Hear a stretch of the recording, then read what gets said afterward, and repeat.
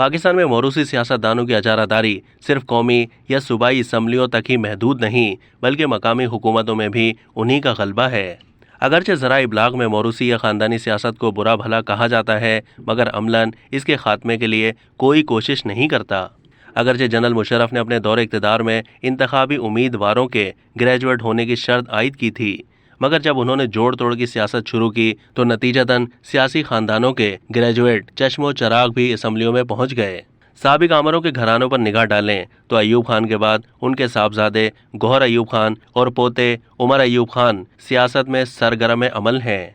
ज़ियाउल हक के साहबजादे एजाजुल हक और अनवारुल हक, जबकि जनरल अख्तर अब्दुर्रहमान के दोनों साहबजादे हुमायूं अख्तर और हारून अख्तर खान सियासत में मौजूद हैं। यहाँ एक बात काबिल ज़िक्र है कि उमूमन ख़वातीन की मखसूस नशिस्तें भी मज़कूरा बाला ख़ानदानों ही के हिस्से में आती हैं। तहम दीगर सियासी जमातों के बरक्स फिलवक्त जमात इस्लामी, मुत्तहिदा कौमी मूवमेंट पाकिस्तान मोरूसी सियासत से किसी हद तक पाक नज़र आती है। मोरूसी सियासत का सबसे ज़्यादा नुकसान पाकिस्तान को ये पहुँचा कि हमारा मुल्क तीसरी दुनिया के ममालिक की फहरिस्त में भी कहीं पीछे रह गया। फिर मोरूसी सियासत में अवाम का इस्तेहसाल भी ज़्यादा होता है, क्योंकि ये सियासतदान हमेशा अपने मफादात ही को मुकद्दम रखते हैं और ज़्यादा से ज़्यादा ताकत और दौलत के हुसूल के ख्वाहिशमंद होते हैं।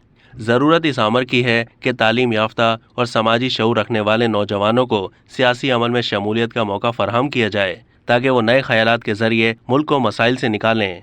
अब तक के लिए इतना ही। मज़ीद मालूमात के लिए डेली जंग के यूट्यूब चैनल को सब्सक्राइब कीजिए।